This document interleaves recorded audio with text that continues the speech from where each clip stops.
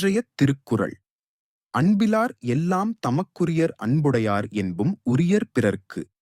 ஒரு அழகான காட்டின் பச்சை சமவெளியில் போபோ என்ற இளம் யானை வசித்து வந்தது. அவன் வலிமையானவன், புத்திசாலி.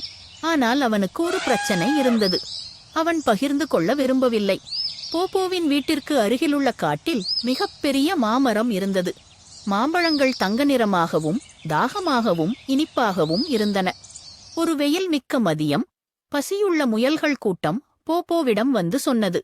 போப்போ, தயவு செய்து கொஞ்சம் மாம்பழங்களை சாப்பிடலாமா? நாங்கள் நாள் முழுவதும் சாப்பிடவில்லை. வேண்டாம், இவை என் மாம்பழங்கள். போய் உன் சொந்த உணவை தேடு. முயல்கள் சோகமாகவும் பசியாகவும் வெளியேறின.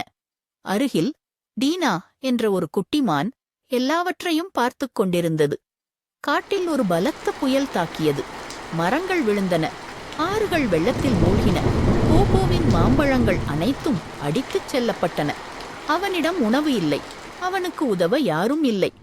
குளிரிலும் பசியிலும் போபோ காட்டில் மெதுவாக நடந்து சென்றான். டீனா ஒரு தங்குமிடத்தின் கீழ் அமர்ந்திருந்தான். அவன் முயல்களுடன் சேர்ந்து ஒன்றாக பழங்களை சாப்பிட்டுக் கொண்டிருந்தான். போபோ தலை குனிந்து சொன்னான், மன்னிக்கவும், நான் சுயநலவாதி. வேறு யாரை பற்றியும் எனக்கு கவலை இல்லை. இப்போது எனக்கு எதுவும் இல்லை, யாரும் இல்லை. டீனா அன்பாக சிரித்துக்கொண்டே சொன்னான், நீ தனியாக இல்லை எல்லி. எப்படி நேசிக்க வேண்டும் என்பதை மறந்துவிட்டாய். வா, எப்போதும் ஒரு நண்பனுக்கு இடமுண்டு. முயல்கள் மகிழ்ச்சியுடன் தலையசைத்து அவனுடன் தங்கள் பழங்களை பகிர்ந்து கொண்டன.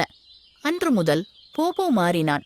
தன் உணவை பகிர்ந்து கொண்டான், சிறிய விலங்குகளுக்கு உதவினான். கதையின் நீதி: நாம் மற்றவர்களை நேசித்து அக்கறை கொள்ளும்போது நாம் ஒருபோதும் தனியாக இருப்பதில்லை.